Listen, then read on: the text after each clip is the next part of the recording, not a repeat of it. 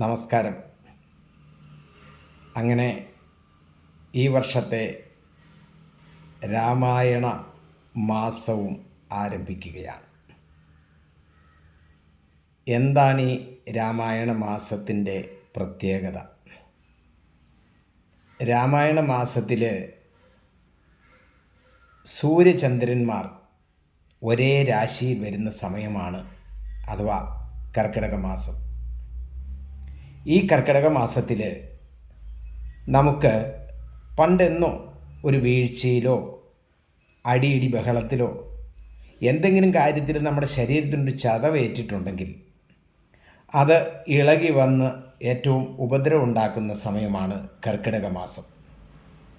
അപ്പോൾ ആ കർക്കിടക മാസത്തിൽ പിഴിച്ചിൽ, ഉഴിച്ചിൽ, പഞ്ചകർമ്മ ചികിത്സ, പ്രകൃതി ജീവനം, ഇങ്ങനെ അനവധി ചികിത്സകളുണ്ട്. സുഖചികിത്സ, കായാകൽപ്പ ചികിത്സ, ഇതിനൊക്കെ ഏറ്റവും ഉത്തമമായിട്ടുള്ളത് കർക്കിടക മാസമാണ്. അപ്പോൾ ഈ കർക്കിടക മാസത്തിൽ നമ്മൾ മരുന്ന് സേവിക്കുന്നതൊക്കെ ആ സമയത്ത് ഇളകി വരുന്ന ആ രോഗങ്ങളെ ഔഷധത്തിലൂടെ മാറ്റുന്നതിനാണ്. അതുകൊണ്ടാണ് നല്ല ആഹാരം കഴിക്കണം എന്ന് പറയുന്നത്. ആഹാരം ഔഷധമായിരിക്കണം. അത് നമ്മുടെ ടോക്സിൻസിനെ അടിച്ച് പുറത്ത് കളയുന്നതായിരിക്കണം ആഹാരം. അതുകൊണ്ടാണ് എന്തു നദയോ വർഷന്തു പർജന്യാഹ സുഭിപ്പല ഔഷധയോ ഭവന്തു. സുഭിപ്പല ഔഷധയോ ഭവന്തു, ഔഷധമായി തീരട്ടെ ഈ ആഹാരം എന്നാണ് കഴിക്കുമ്പോൾ നമ്മൾ പ്രാർത്ഥിക്കുന്നത്. അന്നവതാം ഓദനവതാം ആമിക്ഷമതാം യേഷാം രാജാഭുയാസം. കഴിക്കുന്ന ആഹാരമൊക്കെ നല്ല ഗംഭീരമായിട്ട് ശരീരത്തിൽ പിടിക്കണം എന്ന് ആഗ്രഹിച്ചുകൊണ്ട് കഴിക്കണം. അതിനുതകുന്ന തരത്തിൽ നമ്മൾ കഴിക്കുന്ന പാത്രത്തിൻ്റെ പാതി പച്ചക്കറി കഴിക്കാനാണ് നമ്മളോട് പറഞ്ഞിരിക്കുന്നത്.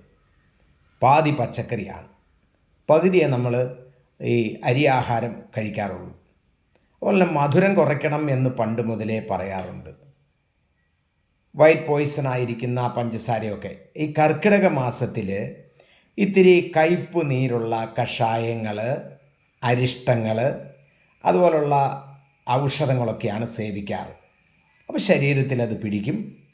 നമ്മൾ മരുന്നും മന്ത്രവും എന്നാണ്, അല്ലാതെ ചില ആൾക്കാർ പറയുന്നത് പോലെ പ്രാർത്ഥിച്ച് രോഗം മാറ്റുന്ന ഏർപ്പാടൊന്നും നമുക്കില്ല. അതൊരു മനുഷ്യനും ഇല്ല. വെറുതെ ഇങ്ങനെ ഓരോ ആൾക്കാരിങ്ങനെ തട്ടിക്കൂട്ടുന്നതാണ്. ഞാനും ഒരു യജ്ഞാചാര്യനാണ്. ഒരു യജ്ഞത്തിലും ഇരുന്ന് നിങ്ങൾ പ്രാർത്ഥിച്ച് നിങ്ങളുടെ രോഗം മാറ്റാൻ ഞാൻ പറയാറില്ല. ഞാൻ രോഗം മാറ്റാമെന്നും പറയാറില്ല.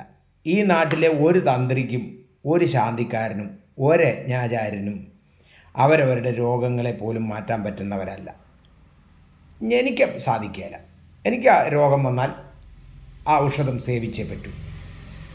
ഞാനതുകൊണ്ട് യജ്ഞത്തിൽ പോയിരിക്കുന്ന സമയത്ത് ഒരാളോടും നിങ്ങളുടെ രോഗം മാറ്റാൻ ഞാനിവിടെ തയ്യാറായിട്ടിരിക്കും ഞാൻ പറയാറില്ല. എന്നെക്കൊണ്ട് അതിനുള്ള കഴിവുമില്ല. എന്നെക്കൊണ്ടെന്നല്ല ആരെക്കൊണ്ടുമില്ല. പിന്നെ ഇങ്ങനെ വർത്തമാനം പറഞ്ഞ് പറയാമായിരിക്കാം. പിന്നെയോ നമ്മളൊക്കെ ഒരു സ്ട്രീറ്റ് ലൈറ്റാണ്. ഇരുട്ടത്ത് പോകുന്നവരെ വെളിച്ചം കാണിക്കുക എന്നുള്ളതാണ് ആചാര്യന്മാരുടെ പദ്ധതി. അതുകൊണ്ടാണ് ഒരു യജ്ഞാചാര്യൻ എന്നുള്ള നിലയ്ക്ക് ഞാൻ ഈ വിഷയം ഇന്നിവിടെ നിങ്ങളുടെ മുമ്പിൽ അവതരിപ്പിക്കുന്നത്. ഇപ്പോൾ ഈ കർക്കിടക മാസത്തിൽ ഔഷധം സേവിക്കണം. ശരീരത്തെ റീഫ്രഷ് ചെയ്യണം, ശുദ്ധമാക്കണം. അതിന് ആഹാരം കൊണ്ട് സാധിക്കും. അതുകൊണ്ടാണ് ആഹാരത്തെ ഔഷധമായിട്ട് പ്രകൃതി ജീവനക്കാർ പറയുന്നത്. ഔഷധമാണ്. ഈ ഔഷധം ഉള്ളിൽ ചെല്ലുമ്പോൾ അത് പ്രവർത്തിക്കണമെങ്കിൽ, അത് ആക്ടിവേറ്റ് ചെയ്യണമെങ്കിൽ, നമ്മുടെ ഈ ഹ്യൂമൻ ബോഡിയിൽ ആക്ടിവേറ്റ് ചെയ്യണമെങ്കിൽ അതിൻ്റെ കൂടെ മന്ത്രവും വേണം. മന്ത്രം എന്ന് പറഞ്ഞാൽ മനനാൽ ത്രായതേ ഇതി മന്ത്രം. നിങ്ങൾ പറയാറില്ലേ, മനസ്സിൽ പിടിക്കാത്ത ഒരു കാര്യങ്ങൾ പോലും നമ്മുടെ ശരീരത്തെ പിടിക്കില്ല. അതുകൊണ്ടാണ് മനസ്സിൽ പിടിച്ച ആഹാരം കഴിക്കണം. നമ്മുടെ മനസ്സാണ് തീരുമാനിക്കേണ്ടത്. ഇപ്പോൾ റോഡിൽ ഇരുട്ടത്ത് കിടക്കുന്ന ഒരു കമ്പ് കണ്ടാൽ, അല്ലെങ്കിൽ ഒരു കയറിൻ്റെ കഷ്ണം കണ്ടാൽ, ഒരു വള്ളി കണ്ടാൽ ഇരുട്ടത്താവുമ്പോൾ നമ്മൾ ചെറിയ മങ്ങിയ വെളിച്ചത്തിൽ നമ്മൾ ഓർക്കും പാമ്പാണെന്ന്. അത് നമ്മുടെ മനസ്സിൻ്റെ ഒരു തോന്നലാണ്. അതിനെ ഈ മനസ്സിൻ്റെ തോന്നലിനെ അത് ശരിയായി കണ്ട് കയറാണെന്നും കമ്പാണെന്നും ബോധ്യപ്പെടുത്തേണ്ട ഉത്തരവാദിത്വമുണ്ട് നമുക്ക്. അത് വെച്ചുകൊണ്ട് പോകരുത്. അതിൻ്റെ പേരാണ് ശംഖാവിഷം എന്ന് പറയുന്നത്. ഒരു ശങ്ക ഉണ്ടാവും. അത് മനസ്സിൽ നമ്മുടെ ഉള്ളിൽ ടോക്സിൻസിനെ ഡെവലപ്പ് ചെയ്യും. നമ്മുടെ ആമാശയത്തിൽ ചെന്ന് ആ കഴിക്കുന്ന ആഹാരത്തോടൊപ്പം ഈ ഭയവും കൂടെ ചെല്ലുമ്പോൾ അത് ഔഷധമായി തീരും. അതുകൊണ്ടാണ് ഈ മാംസാഹാരമൊക്കെ കഴിക്കുമ്പോൾ പല ആൾക്കാരുടെയും ശരീരത്തിൽ വിഷാംശമുണ്ടാകാൻ കാരണം. കൊണ്ടുവരുന്ന ആടുമാടുകളൊക്കെ ഭയന്ന് വിറച്ചിട്ടാണ് അത് വരുന്നത്. ഭയക്കുന്ന സമയത്ത് അതിൻ്റെ ഉള്ളിൽ ഉണ്ടാകുന്ന ആമാശയത്തിനുള്ളിലുണ്ടാകുന്ന വിഷാംശം ശരീരം മുഴുവൻ വ്യാപിക്കും. അതുകൊണ്ട് നമ്മൾ ഈ കഴിക്കുന്ന ഔഷധവും കഴിക്കുന്ന ആഹാരവും ശരീരത്തിൽ പിടിക്കണമെങ്കിൽ മന്ത്രവും കൂടി വേണം. ശരീരത്തെ റീഫ്രഷ് ചെയ്യാൻ വേണ്ടിയിട്ട് മന്ത്രവും കൂടി ജപിക്കണം. അപ്പോൾ ഏത് മന്ത്രമാണ് നല്ലത്? അതാണ് കലിസന്ധരണ ഉപനിഷത്തിലെ മന്ത്രം. അതാണ് ഹരേ രാമ രാമ രാമ ഹരേ ഹരേ, ഹരേ കൃഷ്ണ കൃഷ്ണ കൃഷ്ണ ഹരേ ഹരേ, അഥവാ രാമമന്ത്രം. പല ആൾക്കാരോടും ചോദിച്ചാൽ, ഹിന്ദുവിനോട് ചോദിച്ചാൽ പറയും എൻ്റെ വീട്ടിൽ രാമായണം ഉണ്ടെന്ന് പറയും. രാമായണം ഉണ്ട് എന്ന് പറഞ്ഞാൽ പോരാ, രാമായണം വയ്ക്കാനുള്ളതല്ല. ഒരു വീട്ടിൽ, ഏത് വീട്ടിൽ രാമായണം വയ്ക്കുന്നോ അത് അധഃപതനമാണ്. അവിടെ വയ്ക്കാനുള്ളതല്ലത്, ആ രാമായണം പഠിക്കാനുള്ളതാണ്. നമ്മുടെ നാട്ടിൽ സംസ്കൃതം ഉണ്ടെന്ന് പറഞ്ഞു. സംസ്കൃതത്തിലുള്ള ഗ്രന്ഥങ്ങൾ വായിക്കാനൊന്നും എല്ലാവർക്കും സാധിക്കില്ല. സംസ്കൃതം കേട്ടാലും മനസ്സിലാവില്ല. ഇപ്പോൾ സംസ്കൃതത്തിൽ പരിപാടികൾ അവതരിപ്പിക്കുന്ന ആൾക്കാരുണ്ട്, മൂലഗ്രന്ഥമൊക്കെ അവതരിപ്പിക്കുന്നവരുണ്ട്. അവരുടെ പേരിൽ നോട്ടീസ് അടിക്കുന്നത് പോലും മലയാളത്തിലാണ്. അവരുടെ വീട്ടിൽ വരുത്തുന്ന പത്രം മലയാള പത്രമാണ്. അവർ വായിക്കുന്നതെല്ലാം മലയാളമാണ്. അവർ ചോറ് കൊണ്ടുപോവാ എന്ന് വീട്ടിലെ വീട്ടുകാരിയോട് പറയുന്നത് ചോറെടുത്തുകൊണ്ട് വരൂ എന്നാണ് പറയുന്നത്. കെഞ്ചിത് ആഹാരം എന്നൊന്നും പറയാറില്ല.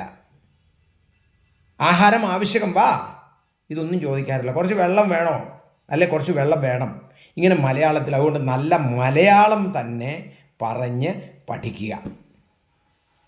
ആ മലയാളം പഠിക്കുവാൻ വേണ്ടിയിട്ട് നമ്മുടെ ആരാധ്യനായ മലയാള ഭാഷയുടെ പിതാവായിരിക്കുന്ന തുഞ്ചത്ത് രാമാനുജൻ എഴുത്തച്ഛൻ നമുക്ക് വേണ്ടിയിട്ട് എഴുതി തന്നിരിക്കുന്ന അധ്യാത്മരാമായണം കഥയമമ കഥകളിരി സാദരം കാകുൽസലീലകൾ കേട്ടാൽ മതിവരാ. വായിച്ചു തുടങ്ങ്. ഭാഷാ സ്വാധീനം നമ്മളിൽ ഉണ്ടാകും. എൻ്റെ അച്ഛൻ എന്നോട് പറയാറുള്ളതാണ്. ഞാൻ പണ്ടൊക്കെ ഇങ്ങനെ കവിതകൾ എഴുതി തുടങ്ങിയ സമയത്ത്, അല്ലെ പാട്ടുകൾ എഴുതി തുടങ്ങിയ സമയത്ത് അച്ഛൻ പറയുമായിരുന്നു, രാമായണം പഠിക്കടാന്ന്. അങ്ങനെ രാമായണം പഠിച്ചതിൻ്റെ ഗുണമാണ് 600ഓളം പാട്ടുകൾ എഴുതാനും അനവധി കവിതകൾ എഴുതാനും അനവധി ഷോർട്ട് ഫിലിമുകൾക്ക് തിരക്കഥ എഴുതാനും പല ആൾക്കാർക്കും പലതും എഴുതി കൊടുക്കാനും ഒക്കെ സാധിച്ചത് ഈ രാമായണം വായിച്ചതുകൊണ്ടാണ്. അതുകൊണ്ട് പഠതു രാമായണം, രാമായണം പഠിക്കുക. രാമായണം വീട്ടിൽ വയ്ക്കാനുള്ളതല്ല, രാമായണം വായിക്കാനുള്ളതാണ്. വായിച്ച് പഠിക്കുവാൻ ഏറ്റവും ഉത്തമമായ മാസമാണ് കർക്കിടകം. സൂര്യചന്ദ്രന്മാർ ഒരേ രാശിയിൽ വരുന്ന ഈ മാസം, ഈ കർക്കിടകം 1 മുതൽ നമ്മുടെ വീടുകളിൽ നിന്ന് രാമായണത്തിൻ്റെ ശീലുകൾ മുഴങ്ങട്ടെ, രാമായണ കഥകൾ നിറയട്ടെ. വീടുകളിൽ നിന്ന് ഗ്രാമങ്ങളിലേക്കും ഗ്രാമങ്ങളിൽ നിന്നും ദേശത്തേക്കും ദേശത്തു നിന്ന് ഒരു രാഷ്ട്രം മുഴുവനും രാഷ്ട്രത്തു നിന്ന് ലോകം മുഴുവനും വ്യാപിക്കട്ടെ ഈ രാമായണം. അതുകൊണ്ട് കർക്കിടകം എന്ന് പറയാതെ നമ്മുടെ രാമായണ മാസം എന്ന് തന്നെ പറഞ്ഞുകൊണ്ട് നമുക്ക് ക്ഷേത്ര ദർശനങ്ങൾ നടത്താം, നാമജപങ്ങൾ നടത്താം, രാമായണ സത്രങ്ങൾ നടത്താം, രാമായണ പ്രഭാഷണങ്ങൾ നടത്താം. എല്ലാം ശ്രവിക്കുവാനും അത് പഠിക്കുവാനും എല്ലാവരും തയ്യാറാകണേ എന്ന് അഭ്യർത്ഥിച്ചുകൊണ്ട് ഈ വരുന്ന രാമായണ മാസത്തിലെ ആശംസകൾ നേരത്തെ തന്നെ നിങ്ങൾക്ക് സമർപ്പിക്കുകയാണ്. നന്ദി, നമസ്കാരം. നിങ്ങളുടെ സ്വന്തം PK വ്യാസൻ, അമനകര.